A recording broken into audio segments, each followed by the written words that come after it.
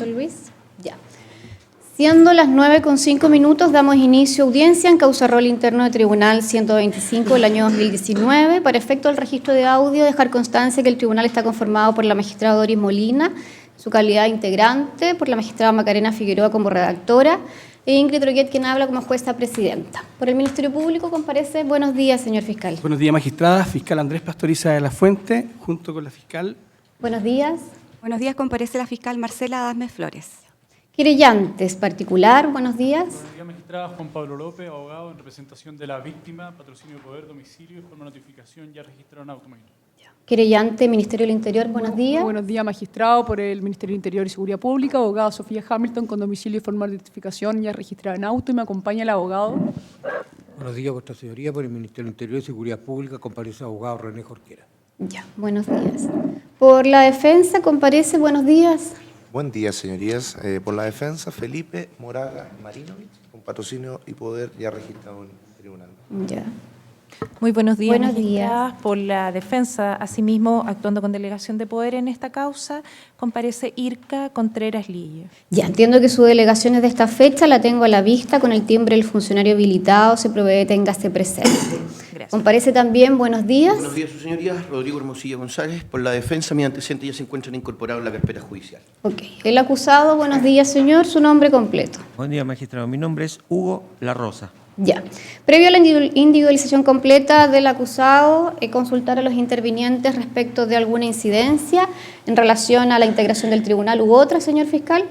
Gracias, magistrado. En relación con la integración del tribunal, magistrado, no existe ninguna incidencia, pero sí queremos hacer presente lo siguiente, magistrado.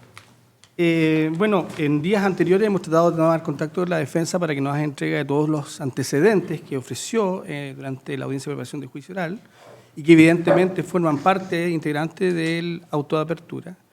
Antecedentes que no hemos podido obtener al día de hoy y por lo tanto le solicitamos al tribunal que aperciba a la defensa para que haga entrega de estos antecedentes a la brevedad para que podamos contar con ellos y podamos conocerlos en profundidad.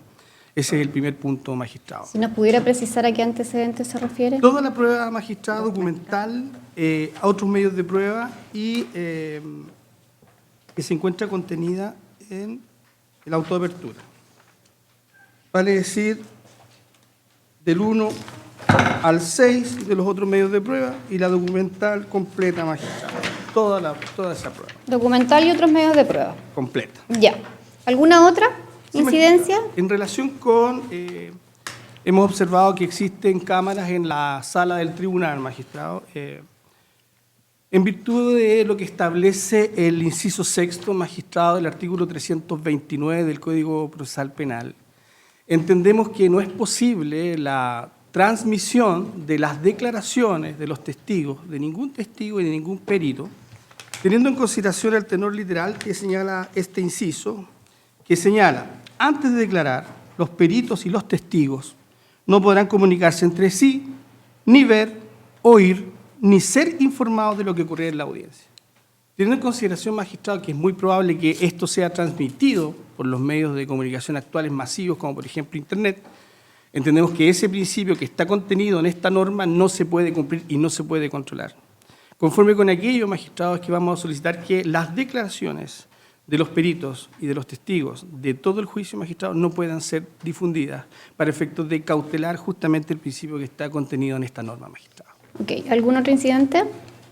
No, magistrado, de parte de la Fiscalía. Por la parte querellante particular, composición del tribunal u otros incidentes. No, magistrado. Y adherimos a los mismos términos a la incidencia presentada por el Ministerio Público. ¿Tanto de prueba como de publicidad?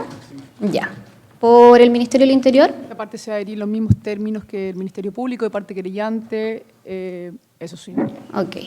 La defensa, primero respecto a la composición del tribunal y, además de los incidentes propios, los traslados respecto a los que interpuso el Ministerio Público. Gracias, señoría. No, con respecto al tribunal, ninguna incidencia, magistrado. Con respecto a... Traslados de la prueba en cuanto al apercibimiento que se ha requerido, así como la publicidad, y luego, si es que usted quiere agregar alguno nuevo. Con respecto a la prueba, le dije al señor fiscal que le traje la prueba en un pendrive antes de entrar a la sala y está a disposición, señoría, del Ministerio Público. No he hecho la entrega material, pero acá lo tengo en la mano, se lo puedo pasar en este acto, señoría. Aquí va toda la prueba, gran parte de la prueba documental. hay 2 audios que están ofrecidos que son del tribunal propiamente tal y que me lo están entregando y se los daré copia, pero el propio Ministerio Público también tiene acceso a los mismos sin perjuicio de que por un tema de transparencia, si se quiere, también se los voy a hacer llegar en el desarrollo del juicio. Lo tiene disponible entonces la información y lo que no tiene es información que usted dice que está a disposición ya del Ministerio Público.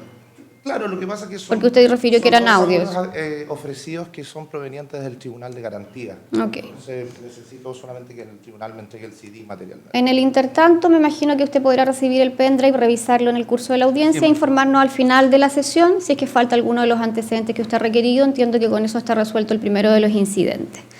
Respecto de la publicidad. Sí, respecto de la publicidad, su señoría, estamos absolutamente de acuerdo. Es más, agregaríamos también respecto a la declaración del imputado. Entendemos, señoría, que también la declaración del imputado, que de antemano anticipo que declarará, también no debe ser difundida porque también existe, digamos, la misma prohibición que señaló el fiscal, de que los otros testigos no conozcan la información que el propio acusado va a referir en la audiencia. Y además, magistrado, quisiera hacer presente una situación particular respecto a este juicio. Hay 2 testigos que están ofrecidos por parte del Ministerio Público que son funcionarios de la prensa. Es decir, el testigo Iván Núñez y la testigo Carolina Alcayaga.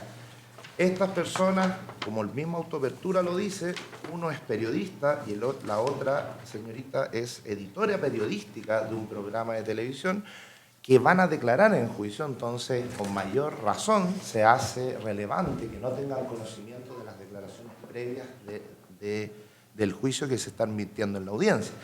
Es más, señoría, que yo quisiera agregar aquello que se aplicara o se dispusiera por parte de vuestra señoría lo dispuesto en el artículo 289, letra C, que es a prohibir o solicitarle al fiscal y los demás intervinientes, inclusive este abogado, que se abstengan de entregar información, señoría, a la prensa, formular declaraciones durante el desarrollo del juicio oral. Básicamente por la misma razón, también por un tema de preservar la presunción de inocencia del imputado, y además, su señoría, por un tema de, como el mismo inciso primero del 289 lo dice, que es que tengan estas medidas por objeto proteger la intimidad, la honorabilidad de cualquier persona que esté en el juicio y la seguridad del juicio. Hemos sabido, señoría, en los últimos días los problemas de seguridad que han existido en múltiples tribunales, entonces declaraciones que sean, digamos, sacadas de contexto, cuestiones que los intervinientes pudiesen vertir, pudiesen alterar el desarrollo del juicio, la seguridad de todas las personas, la seguridad exterior del tribunal, cuestiones que nosotros, por cierto, queremos evitar.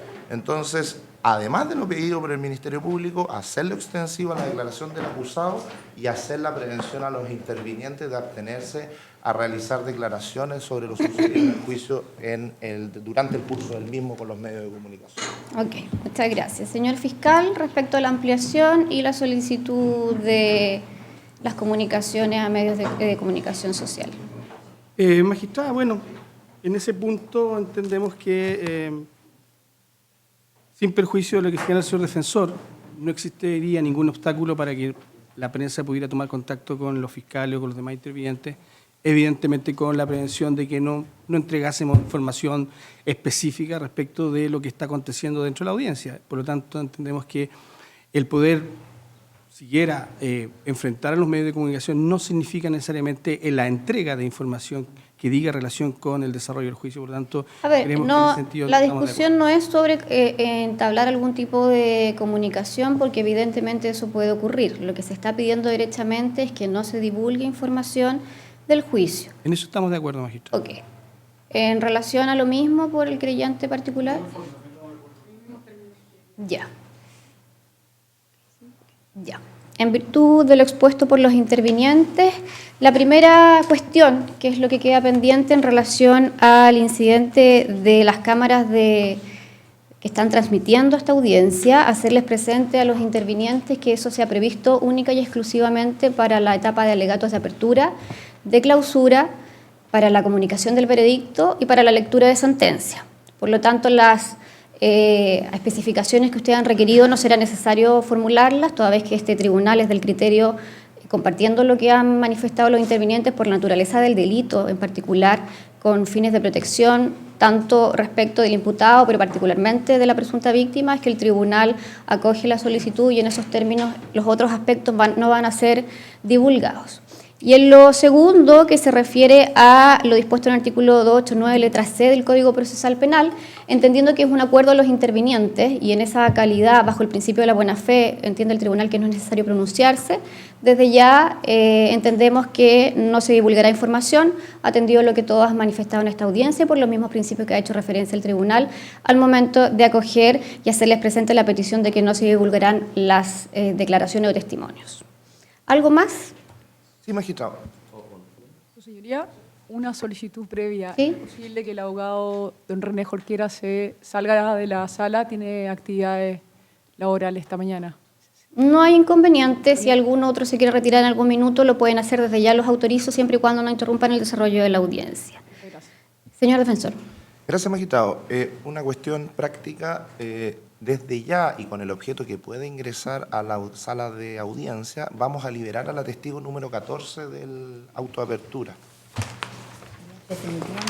Que es doña Sofía Antonieta Miño Miranda. Ya, pero esta es una liberación definitiva del juicio. Sí, es definitiva, señoría. Es solo prueba de la defensa, ¿verdad? Señores fiscales querellantes. Ningún Ok. inconveniente. En virtud de lo expuesto, entonces, libérese a la testigo. Si estuviera en dependencia del tribunal, infórmesele respecto de la liberación. Ya, ok, bueno. Ya, doña Sofía Miño queda liberada de este juicio. ¿Algo más? Claro, lo que pasa es que estaba afuera y no le permitían el ingreso, sí, es que Ya, pero ¿eso es relevante para esto? el imputado quiere... Ya, pero por Voy favor. a seguir, sigo. Ok. Si no quería dilatar la audiencia.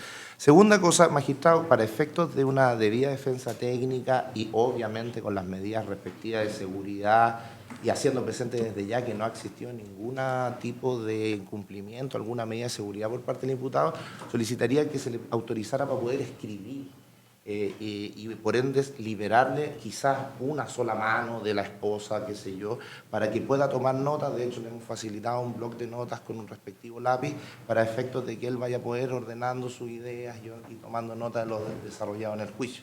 Ya. ¿Algún otro incidente? Señoría,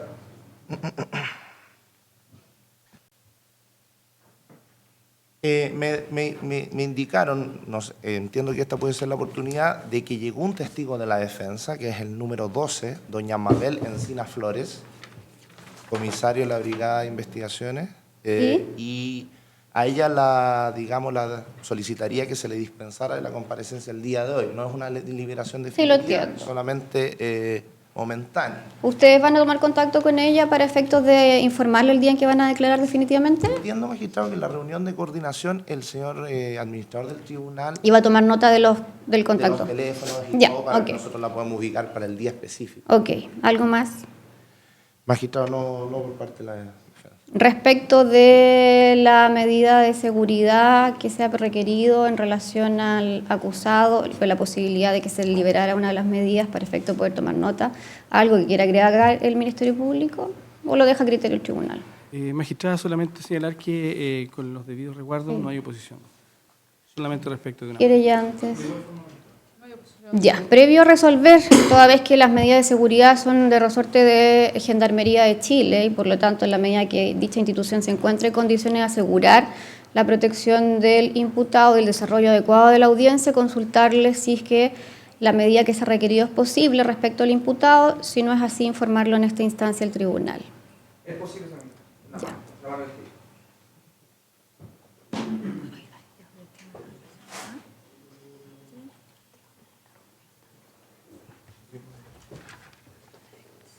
Ya.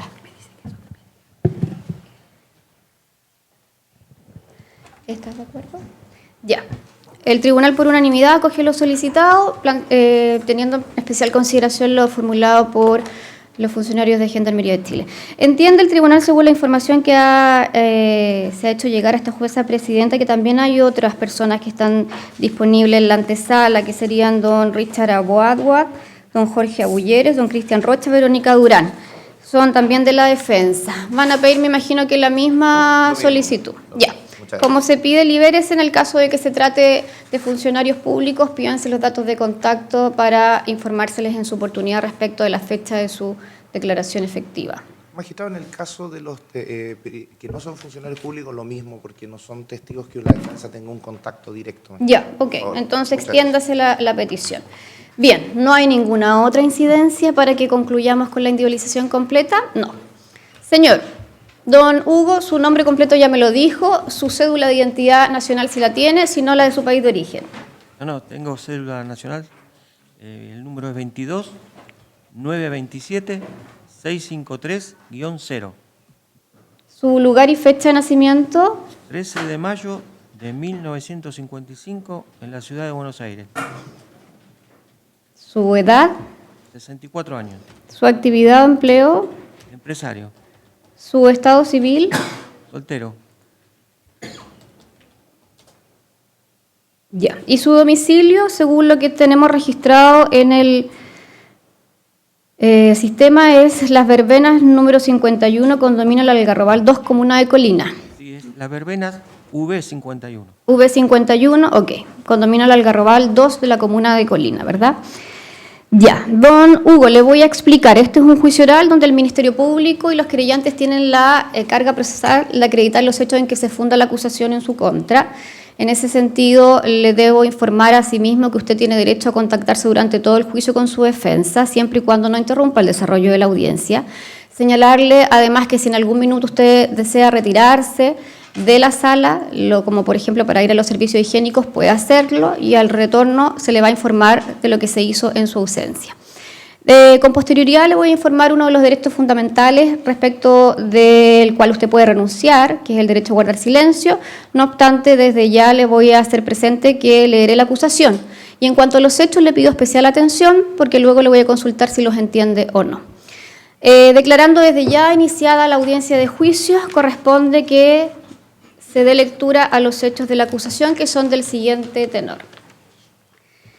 En días no determinados, entre el año 2012 y el año 2015, en el interior de la empresa Don Hugo, ubicada en Los Fresnos, número 500 y número 700 de la comuna de Colina, el imputado Hugo La Rosa, quien prevaliéndose de su calidad de jefe y dueño de la empresa, cometió de manera sistemática actos de violencia en contra de la víctima de iniciales RCLR, nacido el 6 de diciembre de 1967, quien se desempeñaba como trabajador de la empresa, consistentes en agredirlo con golpes de puño, tirarlo al suelo, darle patadas, hacerle llaves de artes marciales, torcer sus brazos, morder su oreja, darle azotes con cinturones, golpearlo con objetos contundentes, tirarle sacos de arroz en contra de su cuerpo, además de cometer actos denigrantes y vejatorios, tales como meterlo al interior de un basurero, envolver su cuerpo con cinta adhesiva, desnudarlo en frente de sus compañeros de trabajo y todo tipo de hostigamientos, destinados a doblegar la voluntad de la víctima y de esta forma, mediante el uso de la fuerza y la intimidación, proceder en forma reiterada a efectuar actos de significación y relevancia sexual en contra de ella, consistentes en besar la boca de la víctima, en tocar con sus manos la zona genital y anal de la víctima, además de introducir dedos y diversos objetos en el ano de la víctima, tales como pistolas de silicona, lápices, plumones para escribir, etc. Actos respecto de los cuales la víctima se encontraba en incapacidad de oponerse y repeler sus ataques, atendida la acción sistemática de agresiones, vejaciones y humillaciones cometidas por el imputado en contra de la víctima, su calidad de dependiente y subordinado, y la amenaza permanente de perder su empleo y no poder proveer a las necesidades de su familia, aprovechando el imputado esta circunstancia para cometer sus actos. Señor La Rosa, solo si los entiende, no si son efectivos o no los hechos. Sí, entiendo de lo que me están acusando. Ok. A juicio de la parte acusadora, los hechos son constitutivos del delito de abuso sexual de mayor de 14 años, descrito y sancionado en el artículo 366 del Código Penal en relación con el artículo 361, número 1 y número 2, ambos del mismo cuerpo legal, y el delito de abuso sexual agravado, descrito y sancionado en el artículo 365 bis número 1 del Código Penal, en relación con el artículo 361 número 1 y número 2 del mismo cuerpo legislativo, ambos en grado de carácter de reiterado, de conformidad con lo establecido en el artículo 351 del Código Procesal Penal y en grado de desarrollo consumado. Se le atribuye participación en calidad de autor conforme lo dispuesto en el artículo 15 número 1 del Código Penal. respecto a circunstancias modificatorias de responsabilidad penal, hace presente la parte acusadora que concurre en la especie el atenuante del artículo 11, número 6. En cuanto a la pena solicitada, haciendo presente la aplicación a juicio de los acusadores del artículo 351 del Código Procesal Penal y la atenuante que estiman le beneficia, piden la pena única de 10 años y un día de presidio mayor en su grado medio, como autor de los delitos ya mencionados, abuso sexual reiterado mayor de 14 años y abuso sexual agravado, también reiterado, de los artículos 366 y 365 bis número 1, en relación a ambos respecto de los artículos 361 número 1 y número 2 del mismo cuerpo legislativo. Penas legales accesorias del artículo 28 y pago de las costas de la causa, además de la respectiva muestra biológica e incorporación de su huella genética. Esos son los hechos y demás antecedentes pertinentes de la acusación. Corresponde que demos inicio a la etapa de alegatos de apertura. Señor fiscal, ¿nos puede anticipar cuánto tiempo más o menos lo que necesita? Aproximadamente 10-12 minutos. Ya. ¿Por el requerente particular? 5 minutos, su señoría. 20 minutos. Ok. Hacerles presente que las intervenciones van a ser autorizadas respecto de uno de los abogados durante el curso del juicio, lo mismo en las interrogaciones que se hagan a los testigos y eventualmente las declaraciones que se brinden por la víctima o por el acusado. Señora fiscal, le voy a avisar cuando esté en tiempo, puede comenzar. Gracias, señoría. Los hechos que el Ministerio Público pondrá en conocimiento del tribunal el día de hoy y durante las próximas jornadas son probablemente hechos que aún en la esfera de los denominados delitos sexuales rompen con todos los esquemas que dábamos por conocidos y asentados en una sociedad moderna. El relato de los hechos ya fue conocido por el tribunal al momento de dar lectura a la acusación del Ministerio Público. Sin embargo, parece necesario referirse con mayor detalle a los mismos. La víctima, un hombre adulto, ingresa a prestar servicios en la empresa del acusado Hugo La Rosa en abril de 2012. Esta empresa se dedica al rubro alimenticio y es manejada directamente por su dueño, don Hugo, en una lógica en que todas las decisiones pasan por él. En este ferrocontrol, la víctima ingresa en un régimen precario, a prueba, sin contrato de trabajo, situación que duró hasta octubre del año 2012, donde recién se le regularizó su situación laboral. En ese contexto, la víctima debía cumplir con todos y cada uno de los requerimientos del acusado Hugo La Rosa, si no, perdería su empleo, y con ello la única posibilidad que tenía de poder mejorar su situación económica, que se había visto disminuida o perjudicada en el curso de los últimos años debido a una situación de sobreendeudamiento familiar. Es en ese contexto en que el acusado comienza a desplegar en la víctima una sutil pero efectiva rutina de sometimiento. En una primera etapa, se trataba de acercamientos cariñosos, felicitaciones por una correcta labor ejecutada, tocarle las piernas o tratar de darle un beso. Sin embargo, eso era combinado a su vez con castigos por algún error en sus funciones. Esta situación de ambivalencia descolocaba a la víctima como cualquier persona normal y le dificultaba la posibilidad de reaccionar frente a su empleador. Poco a poco, esta rutina de premio, castigo, dinámica que, por cierto, es muy propia de las relaciones abusivas, se fue tornando permanente y las agresiones de Hugo La Rosa hacia la víctima fueron subiendo en permanencia y en intensidad. Le arrojaba sacos de 50 kilos, le aplicaba llaves marciales con el objeto de inmovilizarlo, lo tiraba al suelo con el objeto de golpearlo con la correa de su cinturón, que son solamente algunos de esos ejemplos. Alguna vez la víctima trató de defenderse de estas agresiones. Sin embargo, el acusado Hugo La Rosa le aplicó una llave de artes marciales y le mordió la oreja.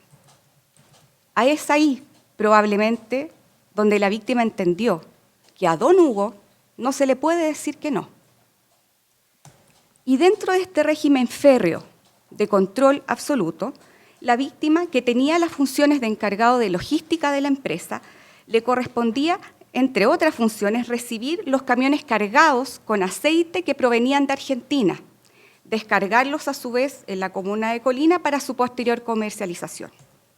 Este trabajo debía supervisarlo él en forma personal y le demandaba largas y extenuantes jornadas laborales que partían entre 7:30 y 8 de la mañana y podían terminar en la madrugada, sin ninguna compensación horaria al día siguiente.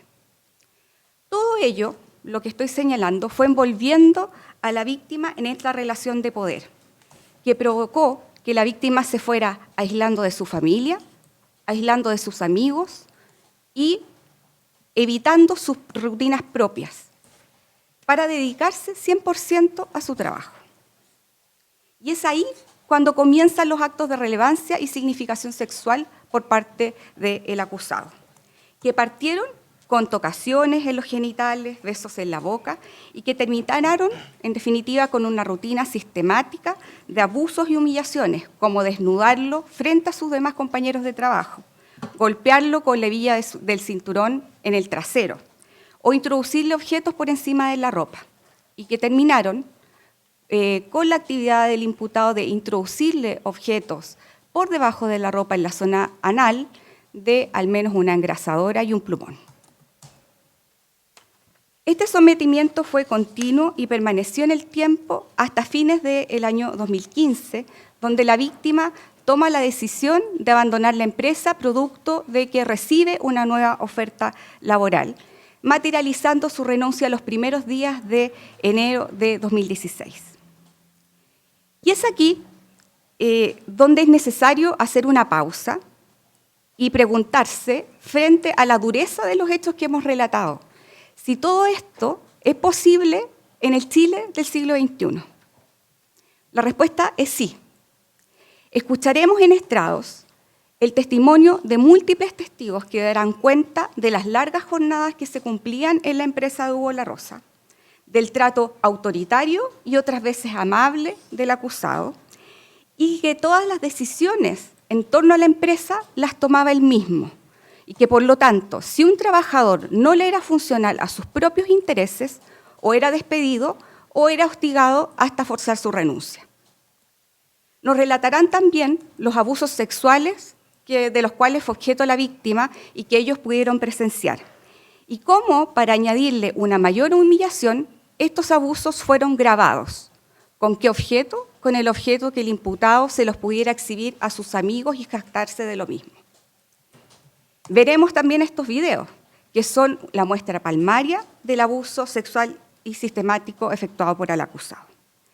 Escucharemos también a peritos expertos, quienes nos relatarán y nos darán cuenta de la estructura de personalidad de la víctima y de su historia de vida, que son ciertamente factores coadyuvantes a que la víctima se viera en la imposibilidad de oponer resistencia a los actos del imputado.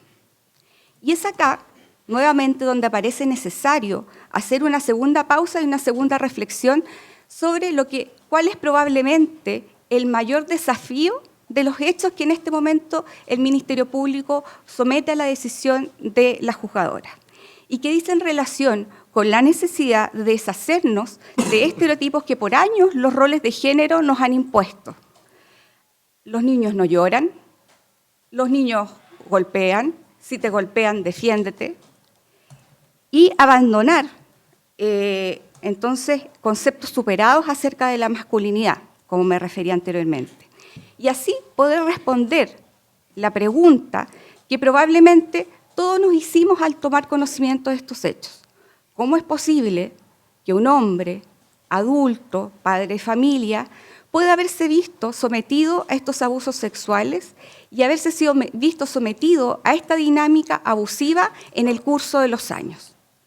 Pues bien, durante este juicio y con la prueba que vamos a rendir, daremos una respuesta a esa pregunta. Respuesta y prueba que será suficiente a nuestro juicio para que el tribunal pueda arribar a una convicción y determinar la existencia de los dos delitos por los cuales ha sido acusado el imputado Hugo La Rosa y arribar a un veredicto condenatorio. Tiempo por la víctima. Cuando lo estime, tiene la palabra. Muy amable, magistrada. Miembro del Tribunal Oral de lo Penal. Lo que veremos a lo largo del presente juicio tiene como eje central la participación de dos personas. Uno, la víctima. Dos, el señor Hugo La Rosa, imputado en estos autos.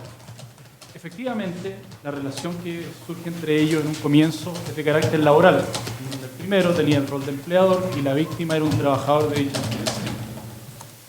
Al pasar el tiempo, obviamente, el señor La Rosa se aleja de lo que es la esfera de relación laboral y dentro de la normalidad de un contrato de trabajo y comienza a ejercer ciertos actos de connotación sexual y agresiva sobre la víctima. En un comienzo, él le da la connotación de un juego, de que todo se trataba de una recompensa o premio o un castigo.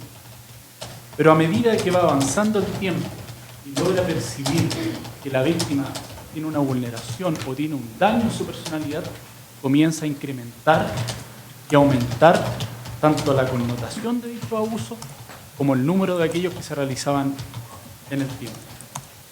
Desde este punto de vista, señoría, es importante señalar cuáles son las características que tiene la víctima, según apreciaremos en la oportunidad procesal, a través de los peritos de rigor y los informes que se le han realizado. La víctima es una persona que fue abandonada por su madre a los 5 años de edad. Tiene 8 hermanos. Fue abandonada y quedó al cuidado de un padre que era alcohólico, que en esa época era funcionario carabinero, y para poder manejar o controlar a estos 8 hermanos, hacía uso de su arma de servicio para intimidarlo y disparaba incluso al aire. Es difícil tratar de empatizar con una persona que ha sido abandonada de esa forma por su madre a tan temprana edad, un daño psicológico profundo. Desde este punto de vista también podemos señalar que fue estigmatizado por sus vecinos. En algún momento le escucha una frase que lo marca: ni siquiera un perro abandona a los suyos. Esa es la personalidad que tenía la víctima de este juicio. Es muy complejo empatizar con ella en relación al abandono, pero también es muy complejo tratar de empatizar y ver lo que sintió dentro de esta esfera que se supone que era laboral, en la cual se le obligaba en cierta medida a estar presente en el trabajo por razones de carácter económico. Era el sostén de su familia. Tenía una hija que estaba estudiando en la universidad la carrera de odontología. Tenía además un hijo que estaba saliendo del colegio, pagaba dividendos. Todo esto hacía obviamente que su relación, su decisión de poder renunciar a la empresa se veía postergada. Además, es clave señalar, según acreditaremos en el presente juicio, de que las extensas jornadas de trabajo a las cuales era sometido la víctima hacía que se encontrara en una especie de vigilia en donde la voluntad es mucho más fácil de ser vulnerada. Tenía largas y extensas horas de trabajo, siempre bajo la amenaza, señoría, de ser despedido o de ser castigado. No eran voluntarias y tampoco tenía una recompensación desde el punto de vista económico. Son legítimas las dudas que nacen al respecto, magistrado. ¿Cómo una persona adulta puede tolerar tanto tiempo este tipo de abusos? ¿Cómo se expone a ser abusado? Y en definitiva, ¿cómo por una remuneración o un trabajo, a cambio, sufre este tipo de abusos? Es la figura típica que se da en las víctimas de abuso sexual, magistrado. Efectivamente, se le vulnera la voluntad, entra en una especie de esfera o una realidad aparente en la cual esto es normal para ellos, no tienen poder de decisión, es mucho más fuerte para ellos tratar de arrancar que permanecer ahí, por lo tanto siguen en esta esfera de terror a la cual se han sometido involuntariamente. Lo más terrible para él ha sido obviamente enfrentarse a su familia, eso también se acreditará en el presente proceso. La relación con su señora se ve distanciada, se vuelve introvertido, deja de lado a sus amigos, se vuelve intolerante con su familia. Desde este punto de vista, incluso su señora se entera recién este año, después de que el caso se hace público, a qué había sido sometido, y no en su totalidad. Espera un segundo, señor defensor. Perdón. De igual forma, sus hijos no saben a los vejámenes que fue sometido. Sintió vergüenza de contárselo. Lo único que le señala a ellos es que por favor lo apoyen, porque lo que le toca cruzar o lo que le toca enfrentarse puede ser más fuerte que él, refiriéndose obviamente al presente juicio.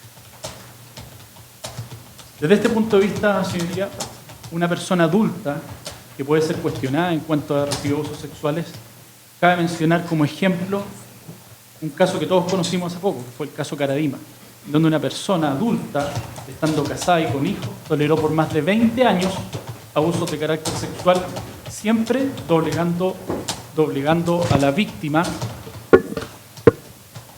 vulnerando su voluntad y sometiéndola a este tipo de abusos a través de premios o recompensas o simplemente del miedo.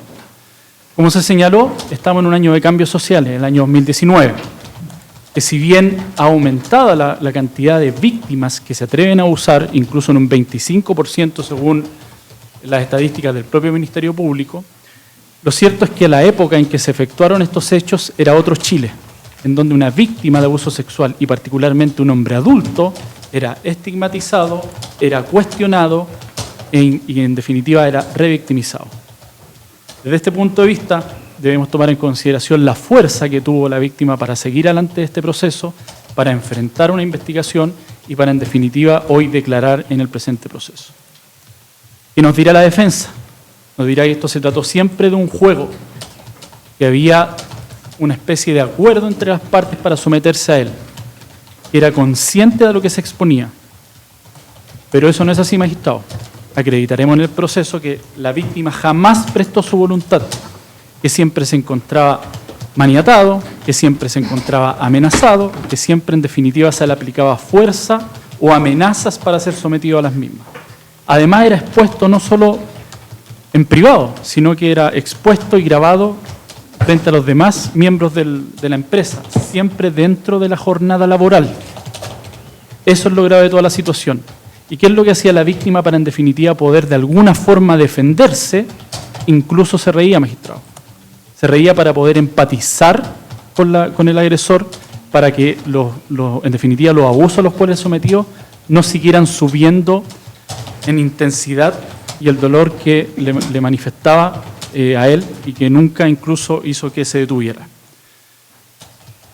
Además, nos señala la defensa que se supone que todo este proceso es llevado a cabo por la víctima con un afán de venganza y para poder dar una ganancia secundaria a favor de una empresa o un tercero desde el punto de vista económico. Eso, versus la vulneración, los abusos sexuales y la vulneración de la voluntad a la cual fue ver expuesto, creemos que no tiene ninguna cabida y así se acreditará. Eso es lo que presenciaremos en este juicio oral, magistrada, cómo se vulneró la voluntad de la víctima y se cometieron abusos sexuales en su persona de manera reiterada en el tiempo por parte del imputado Hugo La Rosa. Todo cuanto puedo. Bien.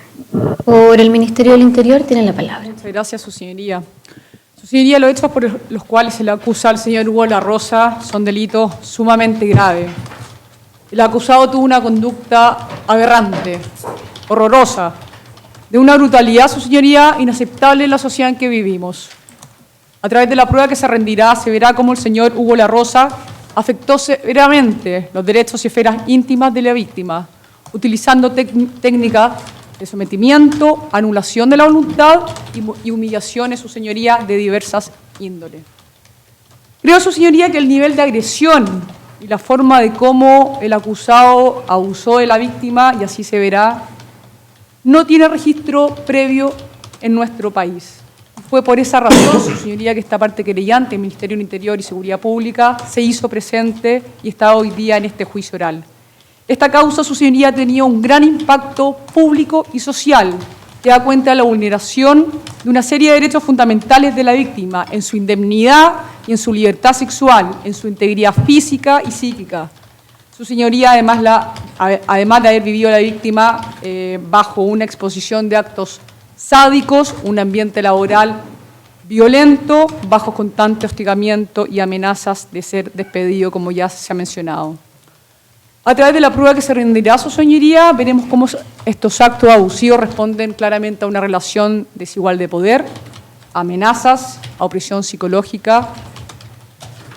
Su señoría lo ha mencionado la parte querellante. Claramente veremos probablemente que la defensa señalará que la víctima aceptaba estos hechos. Claramente con la prueba que se rendirá veremos que esto no es así. El consentimiento de la víctima estuvo viciado. Hubo manipulación, su señoría, de conciencia por parte del acusado y miedo por parte de la víctima.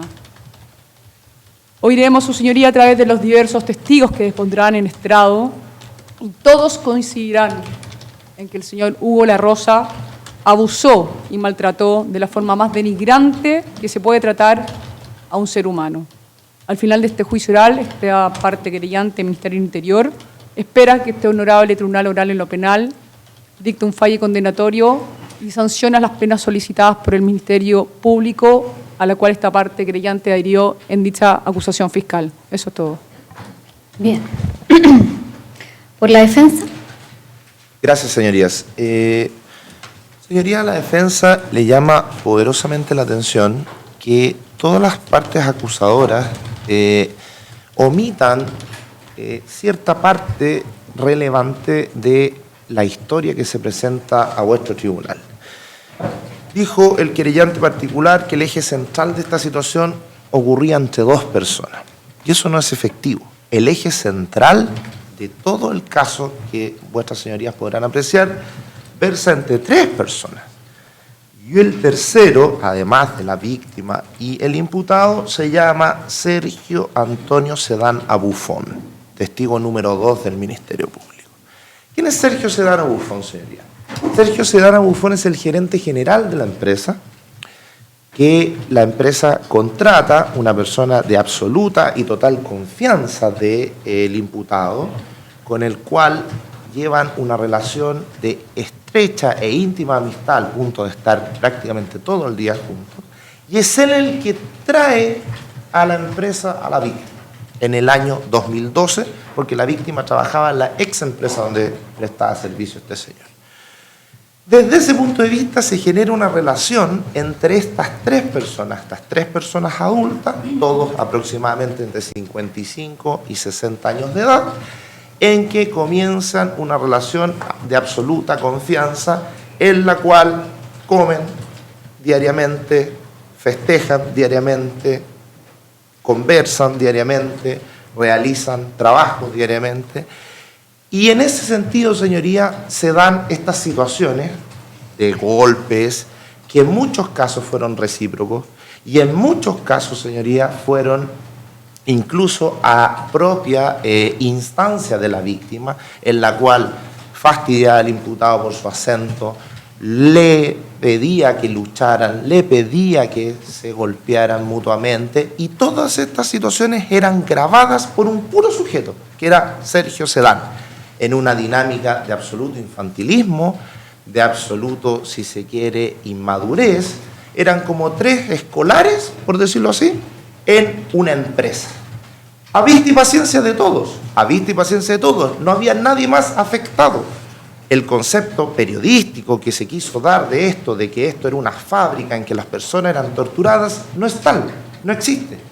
Eran tres personas las cuales se veían involucradas en estos hechos. ¿Qué ocurre con posterioridad? En el año 2015, Sergio Sedán clona la empresa de Don Hugo y arma una empresa absolutamente paralela con el mismo objetivo. Y entre las personas que se lleva a su nueva empresa es a la propia víctima también, con la cual mantiene una situación y mantenía y sigue manteniendo hasta el día de hoy una situación de confianza. Entonces, ¿qué pasa?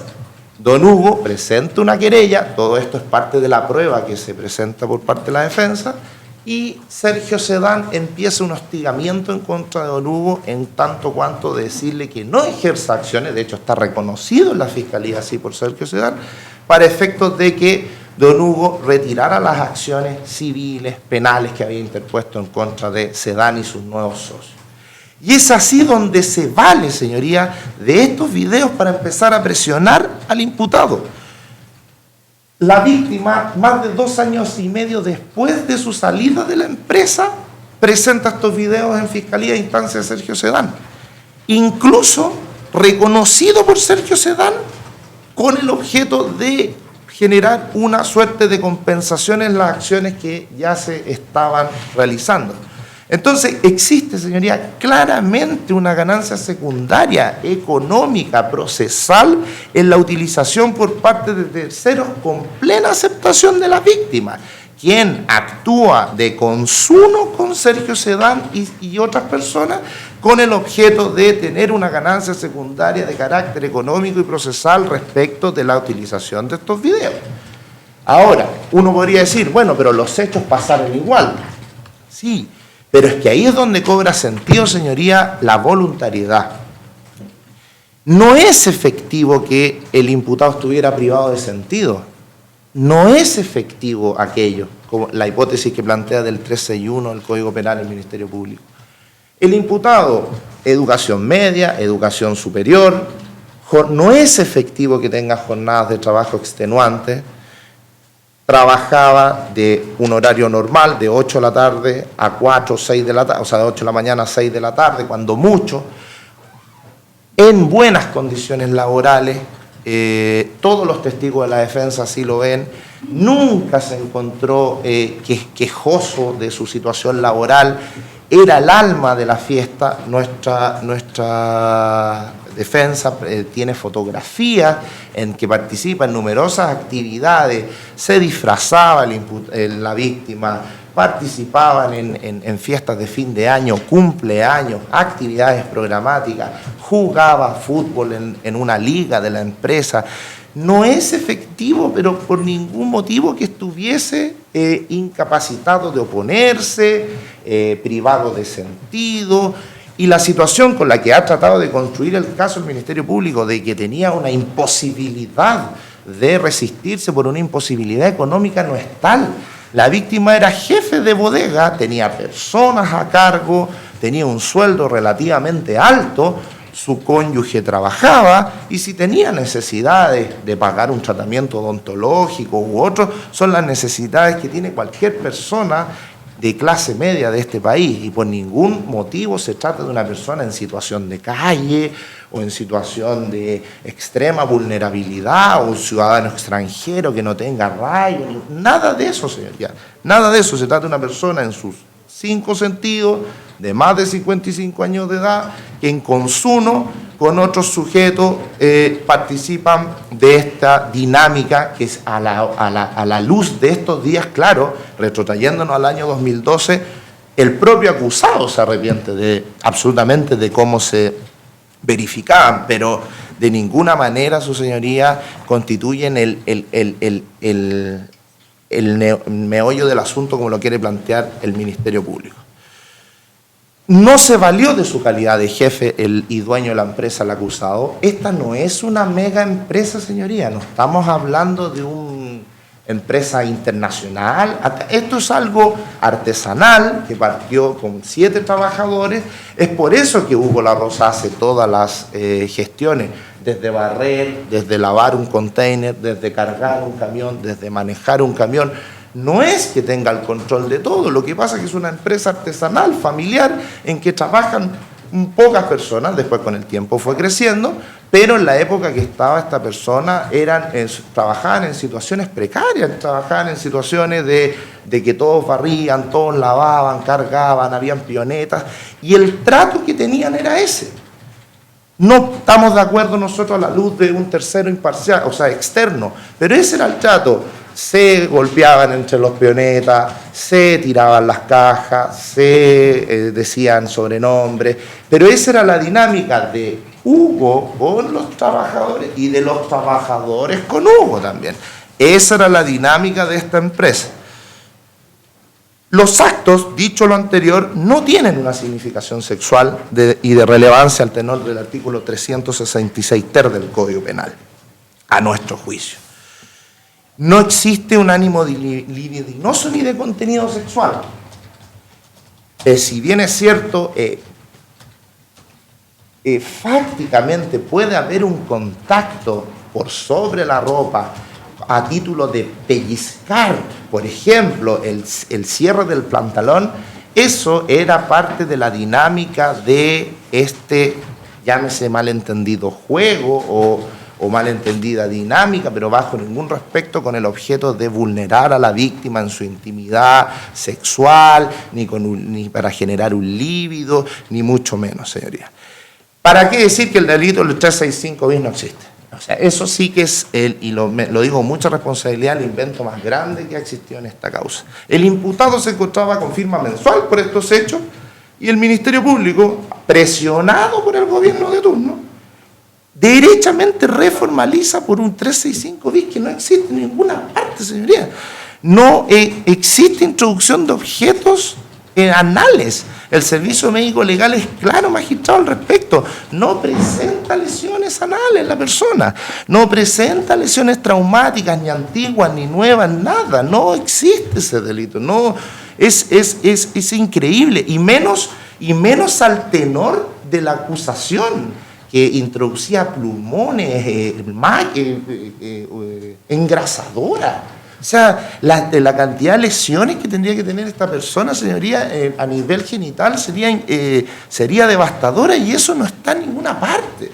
Hay un video en que supuestamente hay un objeto cercano a la zona genital y el Ministerio Público le atribuye a eso la calidad de un 365 bis, de introducción, y más encima reiterada. O sea, ¿cómo es posible que el Ministerio Público sostenga un 365 bis reiterado y la víctima no tenga ningún tipo de lesión? Eso no reviste ningún análisis, señoría. De más está decir, magistrado, además, que la acusación es muy difusa en cuanto a la reiteración esgrimida, a las fechas de los hechos, establece una fecha de ocurrencia sin mayores precisiones y no están las hipótesis del 361 contempladas. Además, agregar, señoría, que los videos fueron todos entregados por este señor que se llama Sergio Sedán. Todos entregados por el señor Sedán de una manera editada, porque como los entrega 3 años después, o 6 años después de la ocurrencia de los hechos, pero 3 años después de que sale la empresa, él minuciosamente edita estos videos de modo tal de seleccionar, por decirlo así, las mejores partes en que Hugo La Rosa estaba en una situación de agresión a la víctima. Pero son solo ediciones en que el propio testigo, cuando lo entrega, nos da explicación de aquello. Cómo lo hizo, cómo lo editó, por qué lo editó. Se limita a decir, así los tenía yo en el computador. Es decir, no están completos, están editados y están manipulados y tendenciosamente manipulados. Además, señoría, una cuestión bastante relevante desde el punto de vista procesal, hay manipulación de la cadena de custodia que no quedó registrada por parte del Ministerio Público, en la cual está confeso una periodista, la señora Alcayaga, que declarará en estrado, entiendo yo, en la cual señala que la PDI que tenía estos videos se los entrega para realizar una supuesta performance periodística. Y esa entrega no sabemos en qué consistió, no sabemos cuánto tiempo los tuvo. Editora periodística, si los manipuló, no los manipuló, cómo los devolvió a la carpeta investigativa después, nada. Hay una salida hacia TVN de estos videos y en tiempo que desconocemos una llegada de estos videos y esos son los que se ofrecen. O sea, una doble manipulación por Sedán y por los periodistas. Por último, señoría, decir que prácticamente toda la prueba del Ministerio Público, pero prácticamente toda la prueba del Ministerio Público adolece de imparcialidad y de la idoneidad necesaria para ser valorada por el tribunal. Testigo, Sergio Sedán, Mario Sedán, Iván Núñez, periodista, Carolina Alcayaga, periodista, José Lizán y Daniel Díaz, 2 personas que fueron despedidas de la empresa. O sea, todas las personas que supuestamente declaran en contra de Hugo La Rosa, todas las personas con un interés reconocidísimo, incluso en la carpeta investigativa, en contra del acusado. Otra cosa también relevante, señoría, es la prueba de la defensa. Nosotros traemos pruebas de magistrados, de personas que trabajaron en la empresa, todas que conocieron al imputado, o sea, a la víctima, que trabajan aún en la empresa. Personas de todo tipo de nivel, peonetas, cargadores, administrativos, contadores, todos los cuales pudieron, secretarias que comían con el imputado, o sea, con la víctima, y que se dieron cuenta que darán cuenta, bueno, el tribunal lo apreciará, de que en ningún caso se dan los supuestos que ha planteado el Ministerio Público. Tuvieron en conocimiento de la situación, la víctima jamás les presentó un reclamo, vieron cómo estaba contento en la empresa, etc. Otra cuestión, magistrado, todos los testigos han sido contestes que Hugo La Rosa es un buen empleador. ¿Y qué nos dice el Ministerio Público? Porque ha ido construyendo como la tesis en base a la tesis de la defensa. O sea, cuando todos los testigos decían que era un buen trabajador, un buen empleador, el Ministerio Público dice, no es un buen empleador, sino que es la dinámica abusiva de que te da para quitarte después, que te da para abusarte. Pero eso no está presente en ninguna parte. Hugo La Rosa premiaba a los trabajadores por bonos con éxito, celebraba los cumpleaños, le prestaba préstamos informales. Todos los trabajadores han estado en un excelente ambiente laboral, aunque no se crea, señoría, pero creemos que lo vamos a demostrar durante el juicio oral. Y por último, señoría, para terminar, debo estar en la hora ya, hay 5 peritos, señoría, 5 peritos del Ministerio Público, señor Mario Quintana, Claudio Pérez, Rodrigo Dresner, Omar Gutiérrez y Carol Fonteva, que declararon con la investigación cerrada, es decir, en una hipótesis de reapertura, sí, pero ¿a qué voy con esto? Post estallido de esta causa, es decir, después de que estaba porque esta causa estalla con la causa cerrada, y ahí se genera una reapertura, esta reformalización, a mi juicio, antojadiza, y ahí es donde declaran estos testigos. Entonces, claro, en esa época todo el mundo estaba mal influenciado en esta causa. De hecho, hasta peritos de la defensa dijeron, no, mire, ¿sabe qué, señor? Nos va a costar ir a juicio porque no, mire, muy mediático esto. Entonces, claro, yo creo que todos estos peritos, señoría, vieron de una u otra manera condicionado su peritaje a los resultados y a la presión del Ministerio del Interior, del Ministro del Trabajo, del Ministro de Justicia, del Fiscal Nacional, magistrado. En un momento en la televisión estaba el Fiscal Nacional en el 13, el Ministro del Trabajo en el 11, el Ministro de Justicia en el Mega y el Ministro del Interior en el TVN, hablando de esto. Entonces, en ese contexto, Servicio Médico Legal y otros organismos, creo que tuvieron falta de imparcialidad. En ese sentido, señoría, creemos que no se dan los supuestos que plantea el Ministerio Público y las partes acusadoras conforme el desarrollo del juicio que se verá. Bien, gracias a los intervinientes. Con las alegaciones de la defensa concluye la etapa de alegatos de apertura.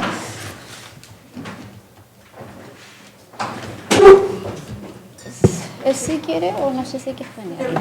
Sí. Le voy a consultar al acusado. Don Hugo La Rosa, le informé al inicio de esta audiencia que usted tenía varios derechos y uno de los principales es el derecho a guardar silencio. Sin embargo, si es que usted lo considera pertinente, puede renunciar a ese derecho. Le debo hacer la prevención de que en el caso de que escoja aquello, usted va a pasar acá al costado del estrado, donde podrá declarar libremente respecto de los hechos, y con posterioridad va a ser interrogado por los intervinientes, por el Ministerio Público, por los querellantes, también por su defensa y eventualmente por el tribunal. Antes de que tome esta decisión, o me manifieste su decisión, le voy a pedir que converse con su defensa. No es necesario. ¿Ya lo conversaron? Sí. Ya. ¿Su deseo es declarar o guardar silencio? No, mi deseo es declarar porque